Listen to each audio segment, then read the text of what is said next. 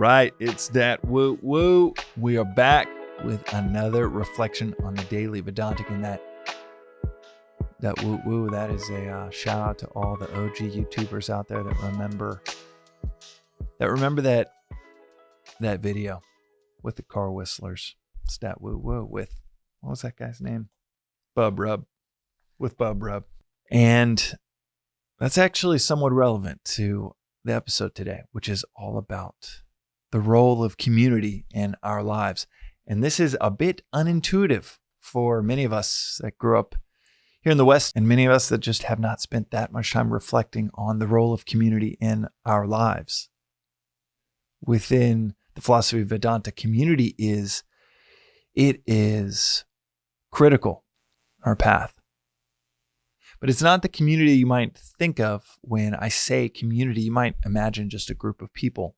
But we touched on this in an episode recently, and I wanted to build this thought out a bit more. First, we're going to start with, where's the priority of community in our development, our progress? And this question brings a story to mind. A story of two followers approaching the Buddha and asking him, what's most important? The Buddha, you, the teacher, Dharma, the teaching, or Sangha, which is a Sanskrit word for community and truth. Vedantic version of Sangha is Satsang, but they mean the same thing. They're both Sanskrit words, and the beauty of Sanskrit is they might have 12 words for the same thing. Or one word can mean 20 different things, like the word Dharma, and it depends completely on the context of the word. But these two followers asked, what's most important? You, the teaching, or community? And as the story goes, without hesitation, the Buddha said, community. Sangha is most important. Which is so curious to us, because if you're like me, you grew up thinking, well, the teacher is the most important. Socrates is more important than what he taught. That's secondary to the teacher, the mouthpiece. Then secondary to him is his teaching, or a great philosophy teacher near university, a great physicist. It is about them and their Nobel Prize that then gives elevation to their work and what they're teaching, that discipline. And the community of students, the community around that teacher on college campuses, that seems so unrelated to what's most important, the teacher or what's being taught. But as the story goes, like I said, there was no hesitation. Sangha, community and truth. That's the better definition for Sangha is community and truth. Satsang, same thing, community and truth. That is more important than the teacher or the teaching. So that sets the stage for how important community is. That community and truth. Community of people seeking the truth and fostering that pursuit within each other. We all know this in our lives. Spending a decade in Silicon Valley, I saw how powerful community was for driving towards goals when everybody else was thinking, obsessing, and reflecting on the same types of things. When people could be amazing mirrors for reflecting back on what you were building, great influences positively. Some of them, it would just be out of envy or jealousy that I'd push myself further. But that community is, we see that in many parts of our lives, how helpful a community pointed towards a similar goal can be. It could be the same for your church group, could be the same for your coworkers, your office. But that aspect of a communal goal and a group that is bound with similar pursuits, it's nothing groundbreaking. But for it to be so important that it's even more important than the teaching, then you really have to think, why would it be more important than the teaching? Well, that community might just be you and the environment that you're in. No matter how strong of a mental fortitude you might have for your morning reflection or your morning study for an hour, if you go out into the world to a community that is going to infect you with attachment, with more greed, with envy, making you feel like not only are you not enough, but that study is an impediment to what you should be pursuing. That will, for many of us, for the vast 99.9% of us, that will erode our pursuit, our resolve, if everyone around us is trying to replace that pursuit with something else. But one part that is often left out about this community, and something that is underscored within the philosophy of Vedanta, is community is more than just the people around you. That community in truth, that is the TV that you watch. That is the social media that you consume. The books that we read. All of this, the culture that we surround ourselves with. And today, it is everything is a few taps away from a devolved culture, but equally powerfully, everything is a few taps away from positive culture. You can set what you're going to see on YouTube. You can set what you're going to see on social media. Take some effort up front, but you can set what is sent to you from these resources. You obviously can choose which people you want to spend your time with most of the time. You can choose which company to work for, which coworkers you want to be around. These are deliberate choices to surround yourself with a culture that is pursuing the truth. That is not only different from the teacher and teaching being the most important in many of our conventional viewpoints, with the community pursuing that same truth being even more important in that potentially apocryphal story of these two followers approaching the Buddha. But secondly, it's really unique that the community is way more than just the people around you. It gets down into the foods that we eat, the habits that we create for ourselves. It's the culture we surround ourselves with. That is a second unique thing about this viewpoint on community and satsang, community and truth specifically. There is the opposite, dosang, which is community of the false, which is the community that convinces you that X, Y, or Z that you right now know isn't good for you, is not going to help you find a life of peace and prosperity, but they convince you that those things, X, Y, and Z, whatever those are for you, are great, are amazing, are what you should be doing, or what we should be as a group doing on a Friday night, Saturday night. The text threads around things that just, they aren't great things to reinforce in our lives. That's dosang, community of the false. Not saying you have to leave those communities, not saying you have to sever ties with those friends, but you can see them for what they are. See the end and the beginning of too much time spent with that group. Too much of an acculturation of that group around your life is going to lead to, many different pointers to the false instead of towards the true. But you could also be a positive influence for that group.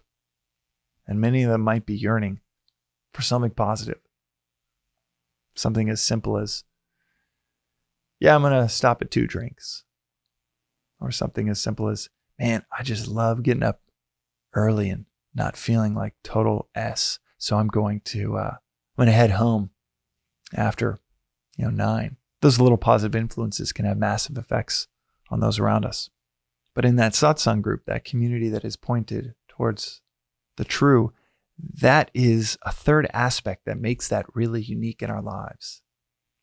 Is that all of those things that you surround yourself with, that culture that you surround yourself with, pointed towards the truth, pointed towards the higher, pointed towards where you want to be.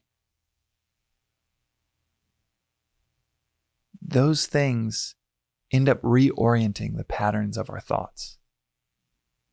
They reorient the patterns of our speech. They reorient the patterns of the culture that we consume.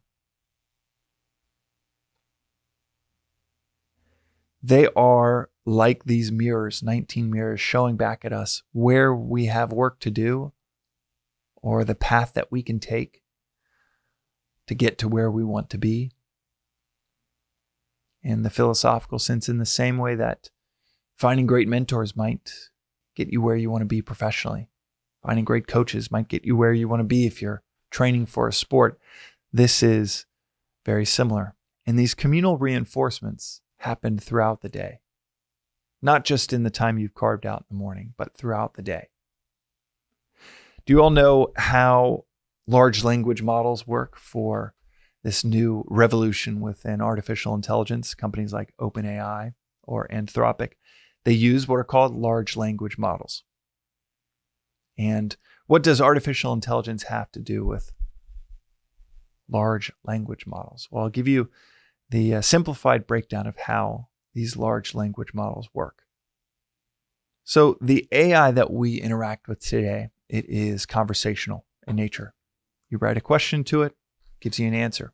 It can ask you questions back. You can actually, now in many of the platforms, you can have a verbal conversation with your voice with them. But how they work and how they were developed. About 7 years ago, OpenAI pioneered this new model to train these conversational AI agents by taking massive amounts of data. Football fields on football fields on football fields. Imagine 10 football fields of data trained on things that humans are already writing on the web. From Amazon reviews to Reddit threads to social media posts, taking all of that data, what humans were producing, in a day, what we were producing for 500 years prior to the year 2000, we are producing every day online. And it would take all of that data over years, many years, and create this formula, this equation. 10 football fields worth of data center processing over many years would then inform this formula, this equation that would fit on a thumb drive. If you just look at it in English, it has multiple languages, but if you just look at it in English, it's about 4 gigabytes, easily fits on a thumb drive. And what does that formula do?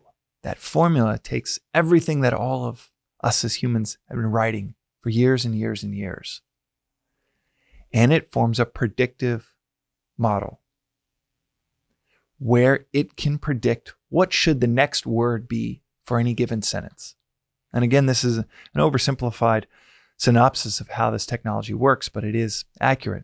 These large language models, these models predict what should be the next word for, let's say you ask, what is something fun to do with a 6-year-old and a 3-year-old on a Saturday in Los Angeles? It will say, well, something fun that you could do with a 6-year-old and a 3-year-old in Los Angeles. Repeat back the question to you. Then it will predict what should the next word be. Maybe it's the word could. Then what should the next word after that be? Could be. And the next word could be a hike in the Santa Monica Mountains. And each time it's generating a word, it's just saying, well, with 99.9999999% accuracy, this is probably the next word that fits here. It has no understanding of what it's saying. It has no conscious nature to what it is generating in terms of the words and conversation it's having with you. It's just using all of its predictive modeling to say, what should the next word be? Why is this all relevant? Why is Bub Rub relevant to Satsang? Well, the community we surround ourselves with, the culture, the media, the YouTube videos, the podcasts we listen to, they help build new or reinforce old models. If you're building towards a new model, it helps build towards a different predictive set of words or actions or thoughts for us to have. When we consume these things, let's say you consume dramatic thrillers, murder mysteries at night. Well, when something happens in your life, you hear a sound late at night as you're going to bed, downstairs in your house. What is that first thought that comes to mind? The culture we have surrounded ourselves with, that informs what is that next thought. When you think, man, I'm feeling like I'm in a funk, what is the next thing I should do? What community, what culture have you surrounded yourself with that's going to feed that thought of what you should do next? Is it reach for a drink? Is it go on social media? Is it a podcast you listen to about the phenomenal effects exercise can have on mood? We all have these predictive models in our minds. And not only does this example tell us we should watch every word that we say, because whatever we say is going to reinforce the pattern of language for what we're going to say an hour later, maybe a year later. But it also says we should mind everything that we watch. The previous episode on this was guard the gate. Guard that gate of what we let in to our minds. What information, knowledge we let in to develop our intellects, our capacity to see the end in the beginning.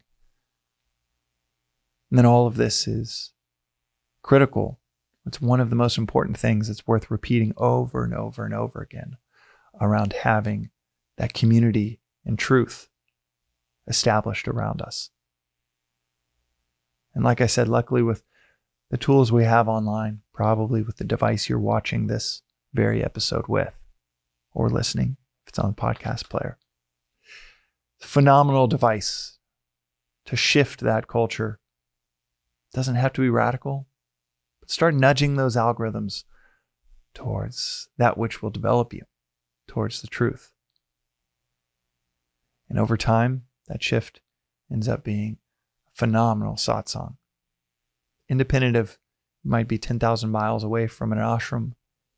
You might be 10,000 miles away from anyone else that listens or watches a YouTube episode like this. But it is just a few clicks away from the world we live in today. And that satsang, a community in truth, is also just a few clicks away from the world we live in today. That is today's episode on the Daily Vedantic. We'll see you next time.